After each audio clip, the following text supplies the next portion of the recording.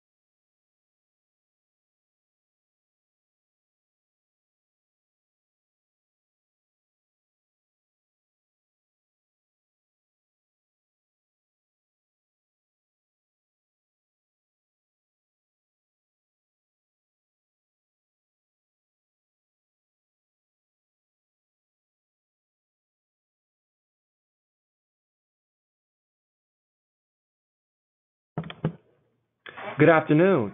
My name is Terrence Ham, Manager of Marketing and Partnerships at Learning Heroes. The broadcast is now started. All attendees are in listen-only mode. Please submit your technical issues to me via the chat box. We will also use this box, located on the control panel to the right of your screen, to collect your questions during the presentation. Thank you for joining. Good afternoon or good morning for our friends on the West Coast, and thank you again for joining this webinar, Developing Life Skills in Children, a Roadmap for Communicating with Parents. We've got a great group assembled for the webinar, and I know a lot of you are familiar with Learning Heroes, but some may not be.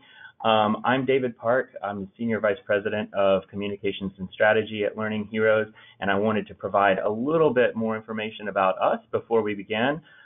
For those of you who are not familiar, Learning Heroes is a national nonprofit committed to informing and equipping parents to better support their child's academic and developmental success. And we know that in order to communicate effectively with parents, we must first listen to them and understand their mindset. So a lot of our focus has been on research, and since 2015, with a focus on low-income parents and parents of color, we've conducted more than 80 qualitative interviews, more than 10 quantitative surveys, including our Parents 2016 and our Parents 2017 surveys, and much more. And most recently, we're very excited to have partnered with Edge Research to survey parents on social, emotional, cognitive, and academic development.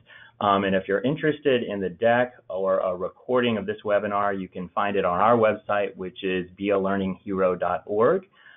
So now I'd like to introduce Bibb Hubbard, the founder and president of Learning Heroes, to provide a bit more context about this work. Bibb? Great. Thank you, David, and thank you all for joining us today. We're thrilled to be able to share this new piece of research with you and eager for your questions.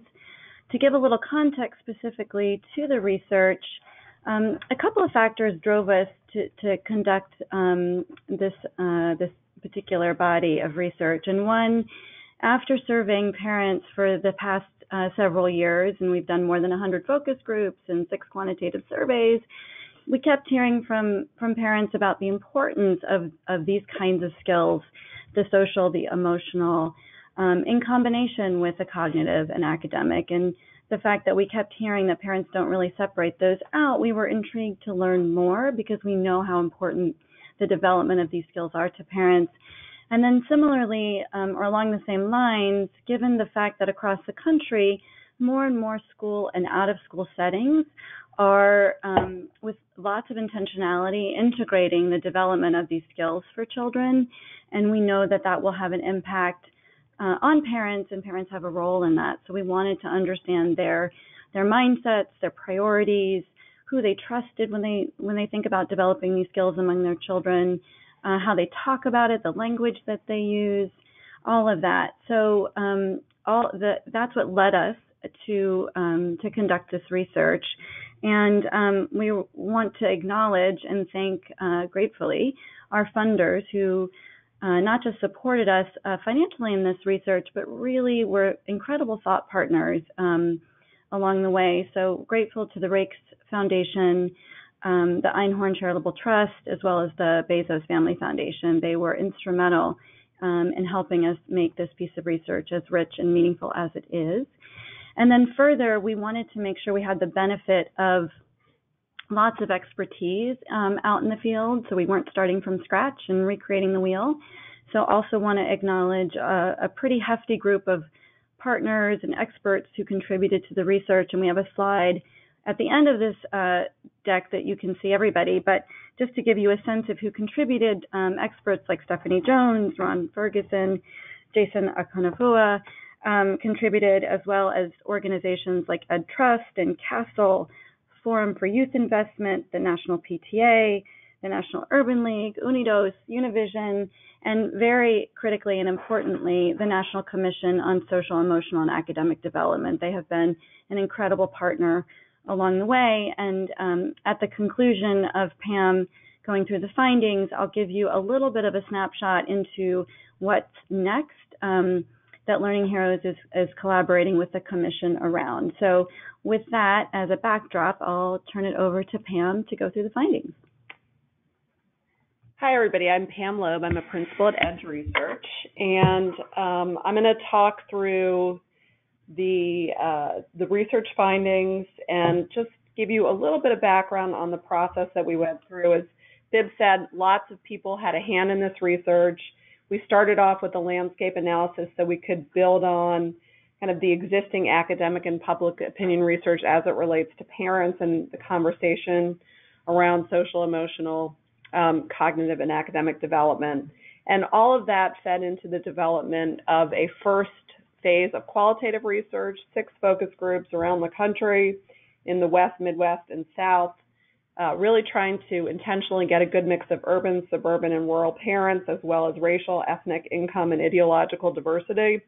And the focus for this project was on kindergarten through 8th grade parents, which is a key target audience for Learning Heroes. So took those findings, shared them with the partners that Bibb talked about, and together we created a national survey. The design was really a collaborative process. The survey was peer-reviewed by over a dozen partners and collaborators. It was offered in both English and in Spanish and pre-tested in both languages. And when we came out of the field, learned lots of interesting things, but still had a few questions that we wanted to ask of parents. So we did a final round of focus groups to get some more clarity and drill down on language and key concepts. Here's just a little bit more about the methodology. To the left, you can see the 5 cities or areas that we went to around the country. To the right, you can learn a little bit more about the survey. It was a survey of over 3,000 parents. We had what we call a base sample of 2,000 K through 8 parents, and then over samples of African American, Hispanic, and low-income parents so that we could do some additional subgroup analysis within these groups. The survey was in the field late August through early September, and I'm happy to talk offline with anybody about the sampling and the methodology if you want more information.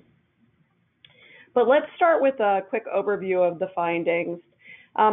I think first and really importantly, as we began our focus group conversations with parents, it was clear that they intuitively believe that their kids need a combination of social, emotional, academic, and cognitive skills to succeed in life.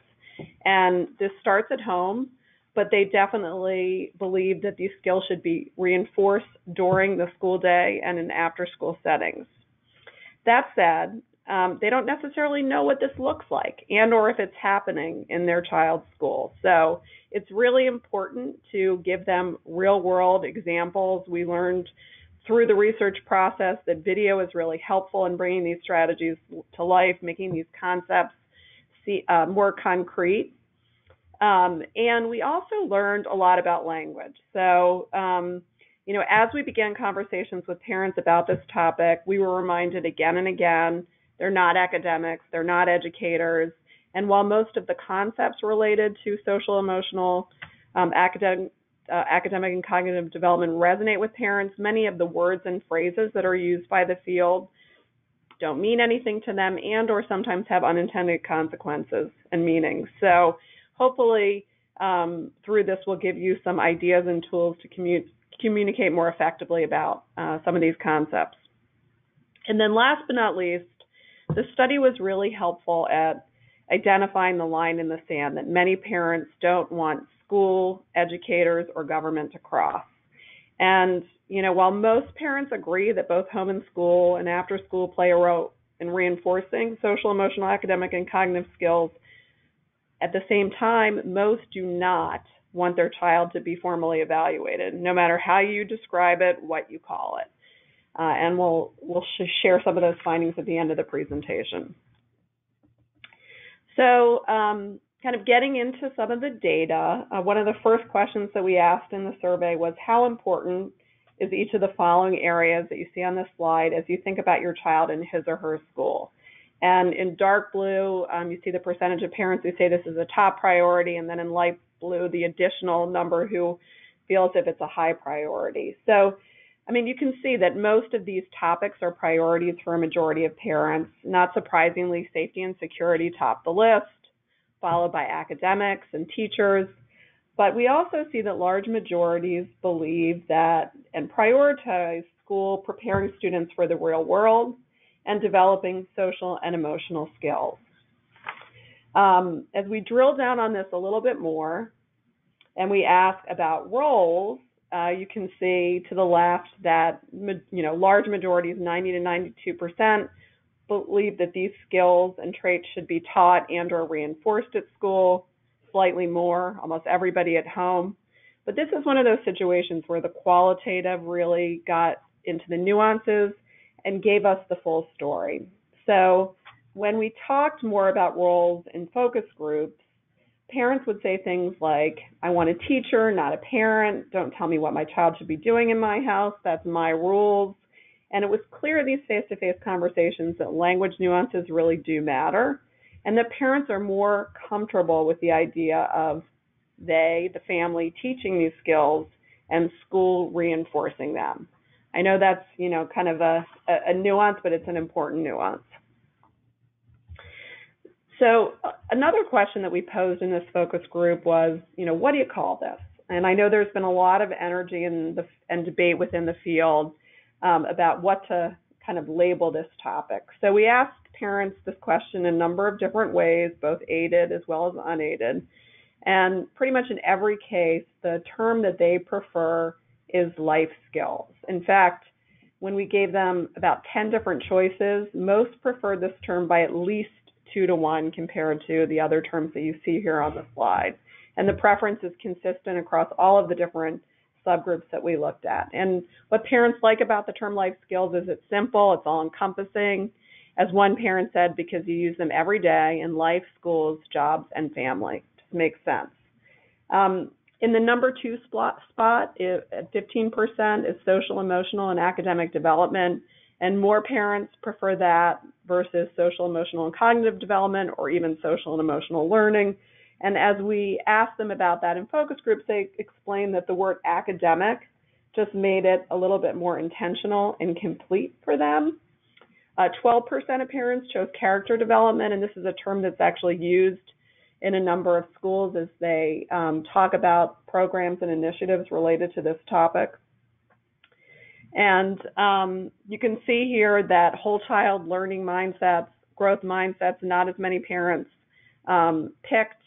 One of the things that's interesting as we kind of go through this, you'll see that learning mindsets and growth mindsets do better in the context of messaging.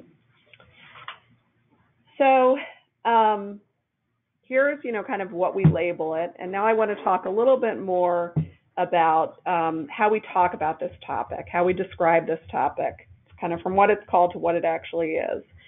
And we know from this study as well as others that parents understand the language of skills and traits. When we list a few of these skills and traits, they kind of get it. They understand what we're talking about.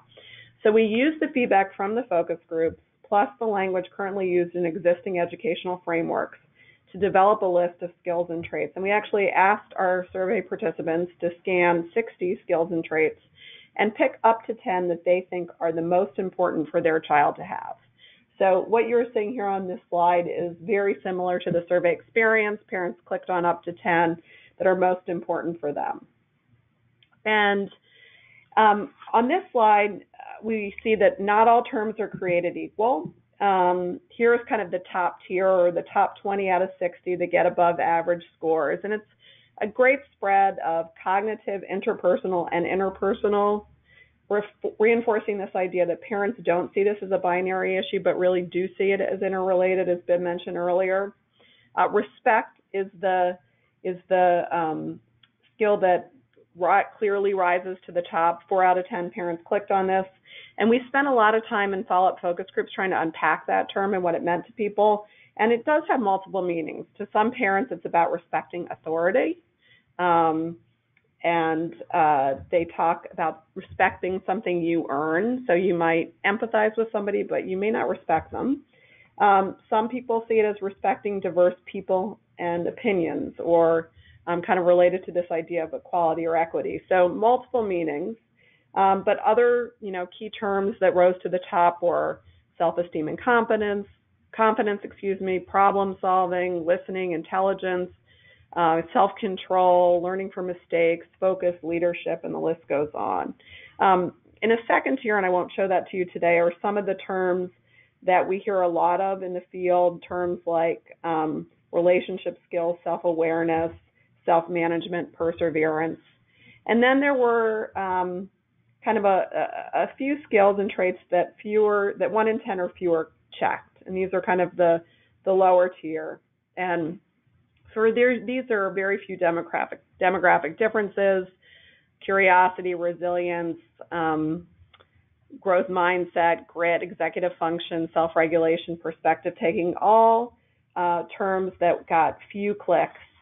And when we drilled down on this in our focus groups, it was clear that parents see a lot of value in the concepts behind these, but it's the language where there is a disconnect. So for instance, the term resilience, a term that's used a lot in the field.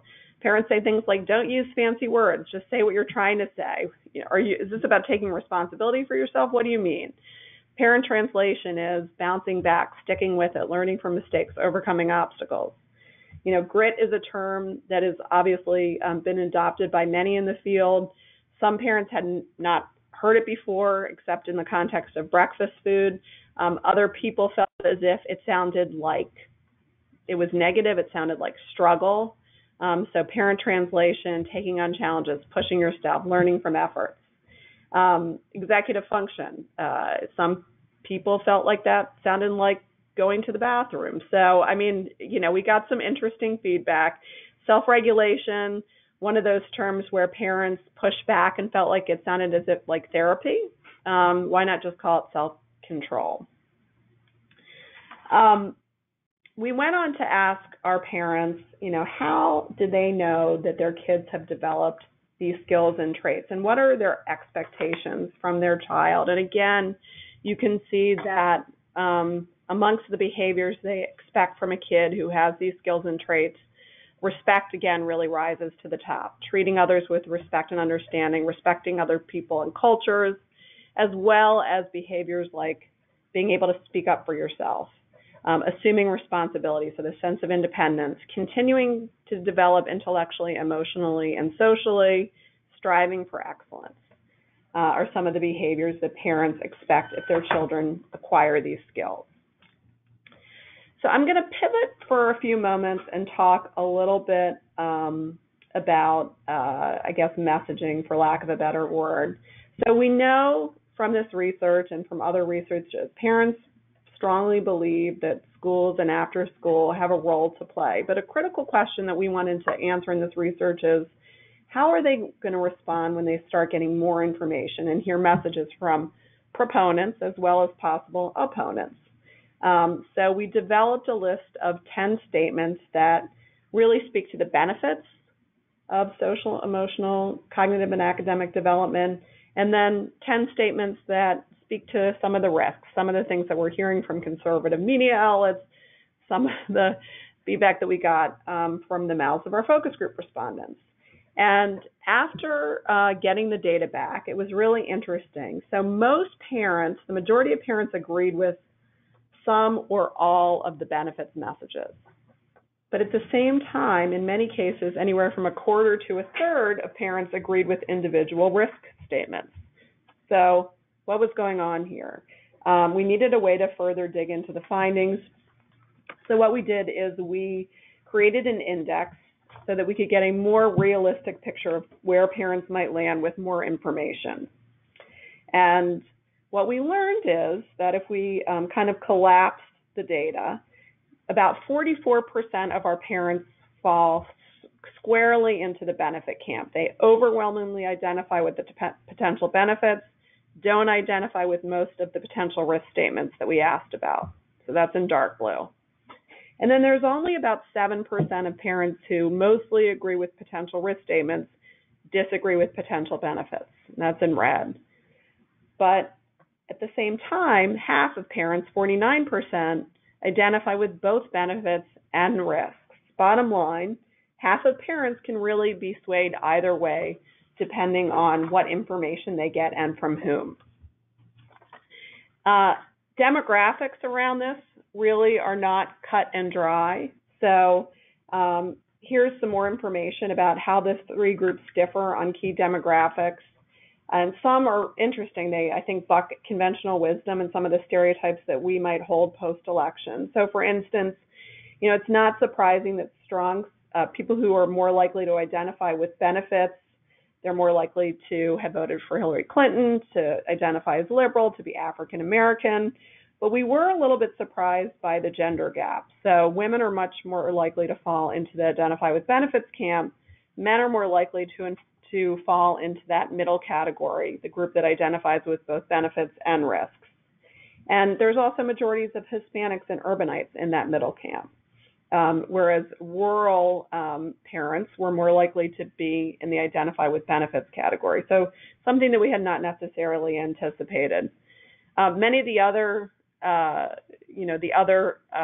demographic differences, I think, are to be expected. A couple of places where we didn't see a lot of differences by income, by grade level, which is why we just didn't include those demographics on this slide. So let's dig into some of the messages that we showed survey participants, because I think this gives you an idea of where some of the pressure points might be as we move people across this spectrum. There is one message that resonates across the board, even among the group that is more skeptical, and that's this notion that teaching real-world skills and traits helps students be better prepared for college, the workforce, and life. That is a universal reason why people believe social, emotional, cognitive, and academic development should be integrated into the school and after-school day. There's some other messages that resonate strongly with the base, as well as large majorities in the middle category. For instance, messages about that this will help make communities better, messages that speak to how social, emotional, and cognitive development helps kids know how to learn, be ready to learn, and thrive in school.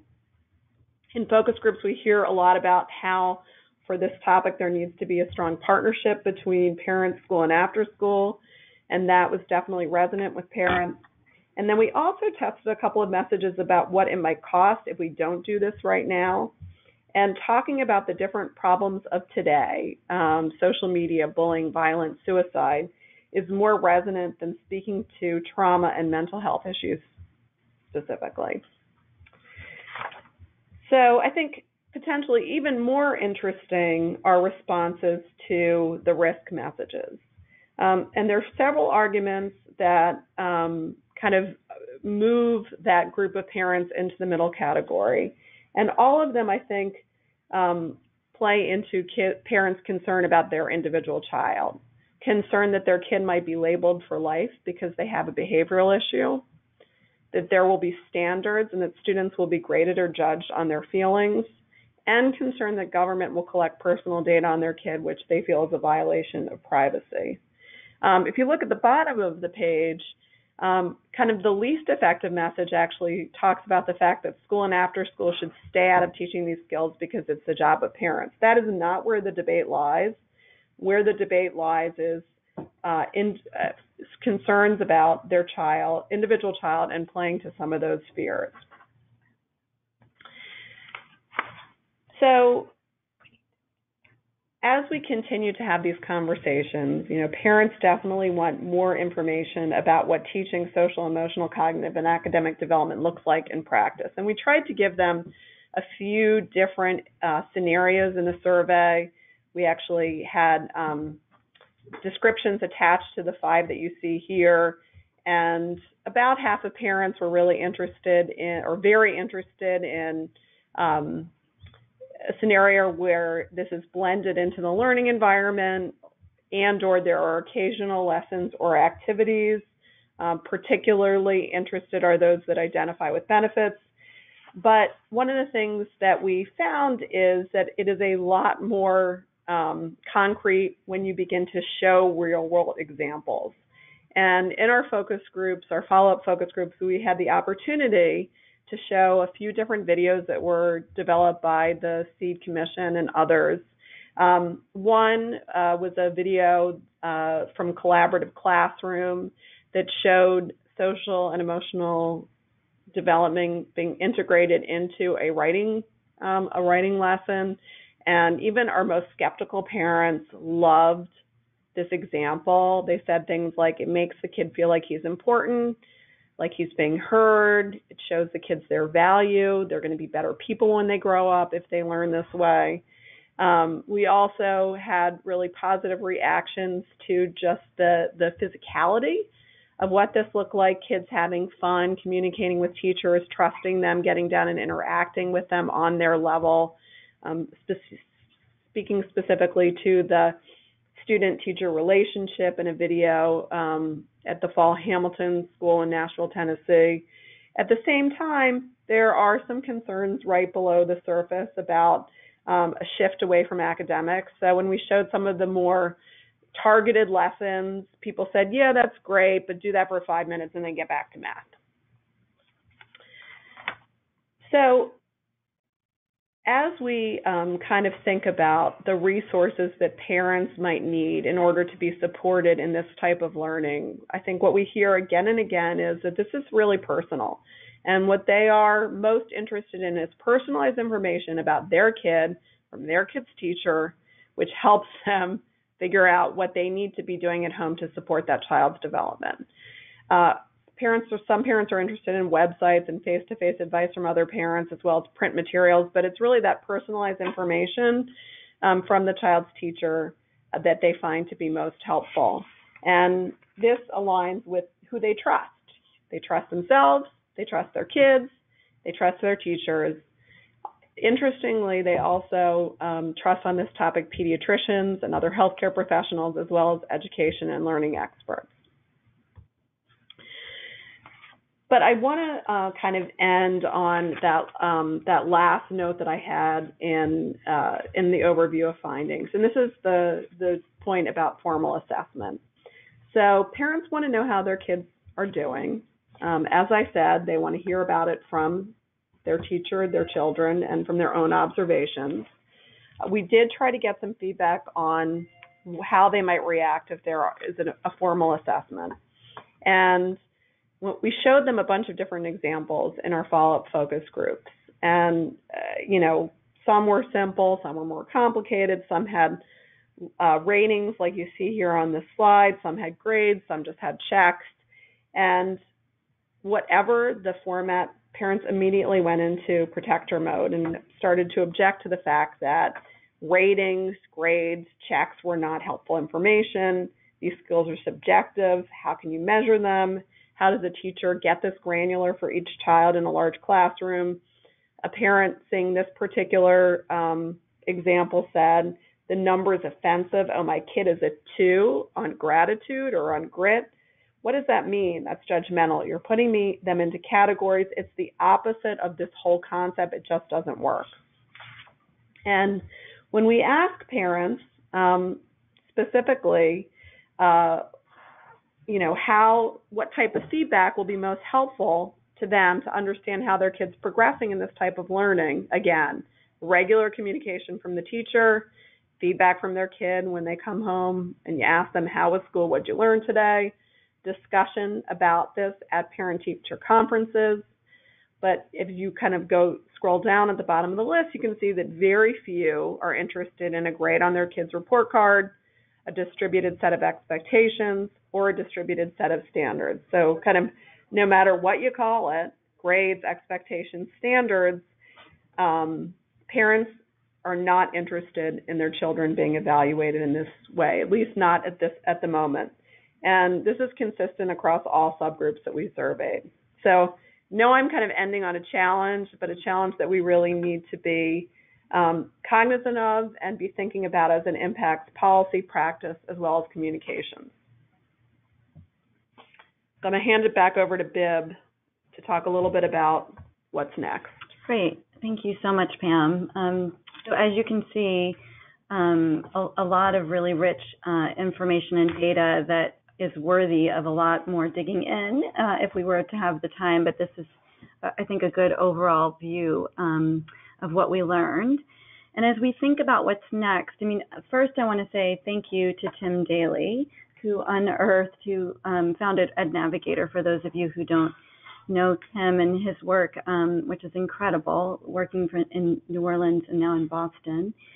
he unearthed that report card that Pam was just referencing that stimulated a lot of conversation, as you can imagine. So as we think about, so thank you, Tim, and as we move forward, Learning Heroes is collaborating, joining up with the National Commission on Social, Emotional, and Academic Development to create what we're calling a communications playbook. So the Commission, as you may know, has been developing a suite of assets to help intermediaries and folks in the field communicate about social, emotional, and academic development. We were similarly going to create some communications tools coming out of this body of work. And so rather than have two separate playbooks, we thought we would join up and create one coherent place for various organizations to go to look for guidance and support and help as you're trying to communicate to parents, families, and educators about these complex topics. So we will be releasing the playbook early next fall as a phase 1. It will be an organic, dynamic place online. So it won't be sort of a static set of resources, but certainly we'll kind of begin in September with some core components. So please do check back in with us and the Commission in mid-September for additional tools to support the communications around these various issues. So some of the playbook contents will include a facilitator's guide. This actual presentation that you've seen will be in there. We have infographics. The Commission has some video assets and some print assets. So a wide range of different kinds of tools and resources for you to be able to hopefully use as you're communicating with families and teachers and educators. So be on the lookout for that. And with that, I'm going to turn it back to David, who's going to moderate questions. So please do pop questions into the chat box, and Pam, David, and I will field them as best we can. Great, thanks, Bibb. Just as a reminder to everyone, because I know some people may not have joined at the very beginning, if you're interested in downloading the full report, Developing Life Skills, or this webinar which was recorded, or the presentation deck, that's all available at bealearninghero.org. Just go to the website and then click on Parent Mindsets, and you'll find it there. All right, so we do have a few questions, and the first one is, what one piece of advice would you give to education, family, or community organizations when they speak with parents and educators about this topic? Yeah, that is a great question, so thank you for it.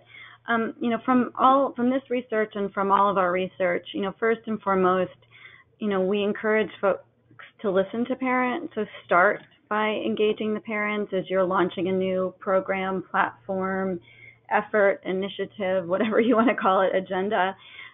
Typically, parents are sort of brought in at the end of that process. So encourage you to pull together parents and begin with them and just ask them point blank whatever it is around the topic. And the facilitator's guide that I just mentioned, I hope will help organizations be able to do that, to bring parents in at the very beginning. And then also, as Pam was alluding to towards the end of the presentation, make it personal. As you're communicating about these very, very emotional, personal issues to parents, there's nothing they care more deeply about. So just a reminder to make it about their child, the benefits for their child, the expectations for their child, just as personal as you can make it, that makes it more meaningful and relevant for the parent and will actually engage them in whatever that communications is. So just make it very personal and about what the impact will be. So I don't know, Pam, if you have other things you want to add to that. Sure. I mean, I think one of the things that we see here is it doesn't need to be complicated. So just using language that parents understand, framing it as education's role in preparing students for the real world, speaking the language of life skills that parents care about, respect, confidence, communication, teamwork, intelligence, and showing concrete examples of what this looks like integrated into the classroom setting are all really important places to start. I mean, I know those are kind of easy and intuitive, but sometimes we forget easy and intuitive. All right, thanks. Another question, are there videos available that demonstrate some of the selected life skills that can be shared with families? So, I mean, Pam's point about videos is a great segue for that question. Edutopia in particular and the National Commission, they have some wonderful examples of what this looks like in academic and non-academic settings. So encourage you to go to the Commission's website and Edutopia to look for those kinds of videos. And I think that they are literally releasing brand new videos that are 1 and 2 minutes long. So they're pretty short because some of the earlier videos were pretty rich and deep, but not always usable for different kinds of communication. So encourage you to look at the National Commission's website and Edutopia for some great examples. And great. Are you ready for the Spanish language? Okay, go ahead. All right. Were there any differences for parents of younger children compared to parents of older children? For example, K through 2nd grade versus 6th through 8th grade?